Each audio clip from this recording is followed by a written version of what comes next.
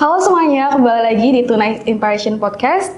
Nah, kali ini ditemani oleh aku, Andi Renia sebagai hostnya dan juga narasumber kita yaitu Kak Farah. Boleh perkenalkan diri? Oke, hai semuanya. Jadi aku Faradila dari Anvi Fashion Academy.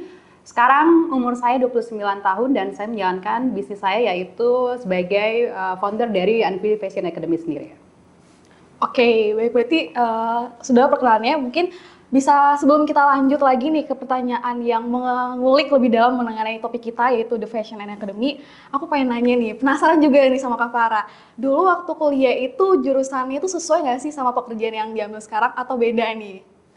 Oke, jadi kalau berbicara tentang backgroundnya sendiri, saya sebagai founder dari Anvi Academy sendiri, kalau kuliahnya nggak sejurusan, mohon maaf gitu ya. Jadi emang harus fail dulu gitu ya. Jadi sebelumnya itu saya kuliahnya 3 kali jumping, jadi nggak apa-apa ya. Jadi kita fail dulu nggak apa-apa. Jadi pertamanya itu saya di drop out dari, bukan drop out sih. Jadi saya mengundurkan diri dari mahasiswa ekonomi di salah satu perguruan swasta di Jakarta. And then habis itu saya move sebagai salah satu mahasiswa marketing komunikasi di salah satu di universitas swasta lainnya. And then kemudian kenapa saya memilih fashion sendiri, itu perjalanannya lumayan panjang. Jadi pada saat pandemi 2019 ya? Iya, 2019.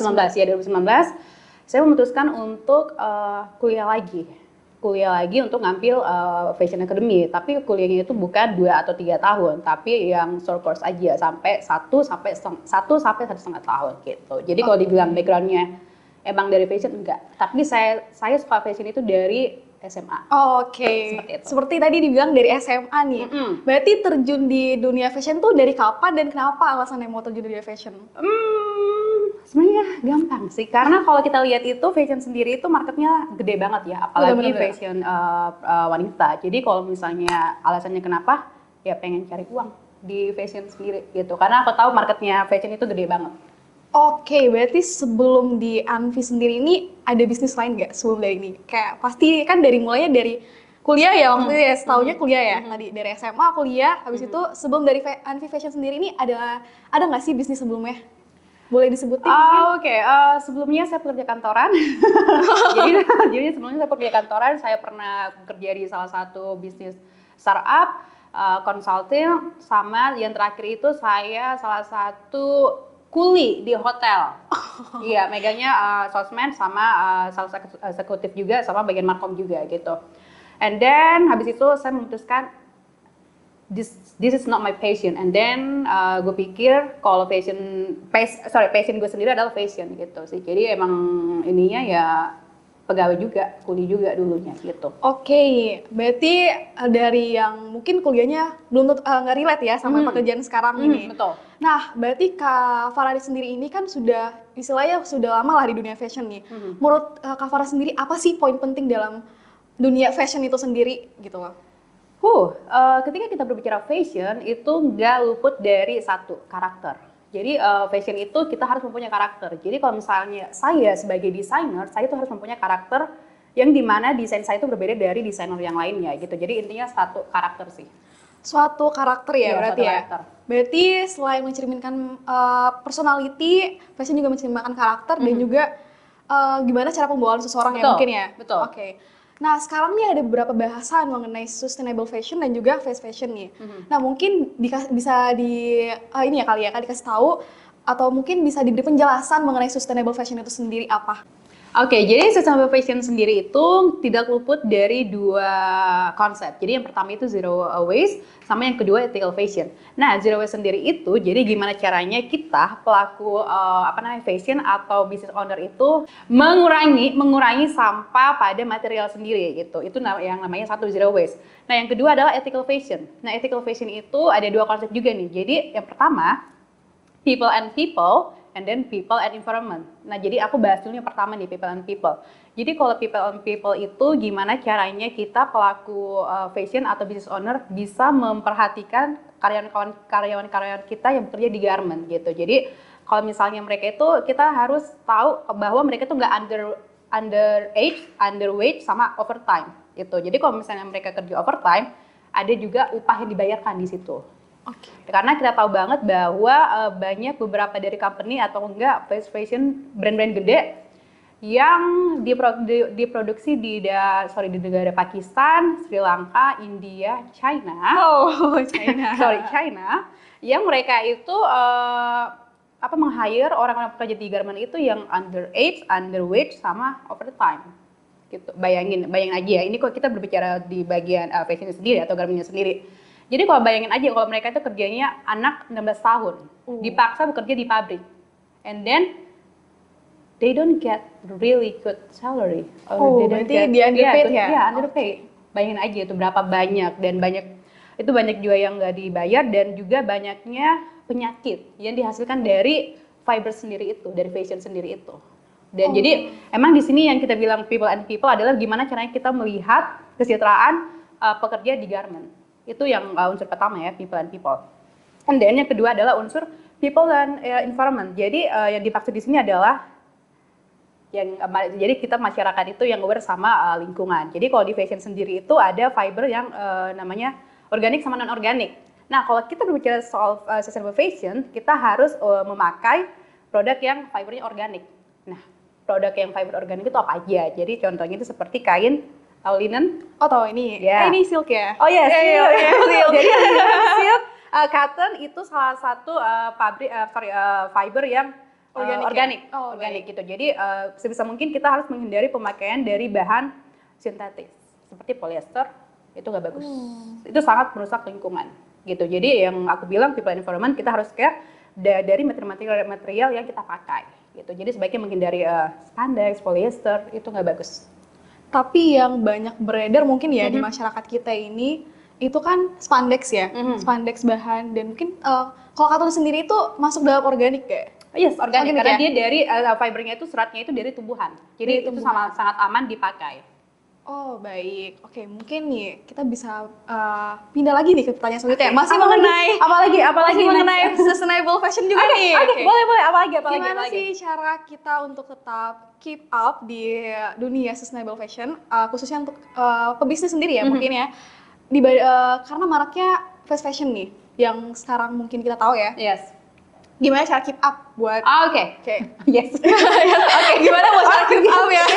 Keep up ya. Yeah. Jadi keep up-nya itu salah satu. Jadi kita harus bisa untuk mengontrol pembelanjaan kita berkaitan dengan fashion. Jadi kita nggak boleh terlalu membeli produk dari fast fashion sendiri gitu. Dan itu juga ada yang istilahnya yang lagi tren sekarang itu sama masyarakat adalah thrifting. Oh, itu sangat berguna gitu loh. Jadi kalau bayangin aja berapa orang yang beli pakaian thrifting daripada membeli barang dari fast fashion, itu sangat salah satu action yang kita bisa apply di masyarakat gitu.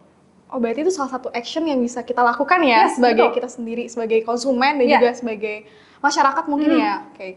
Nah selain itu sih mungkin di segi bisnisnya ada nggak cara tips gitu loh, kayak sustainable fashion sendiri dan juga bagaimana untuk pelaku bisnis di sustainable fashion?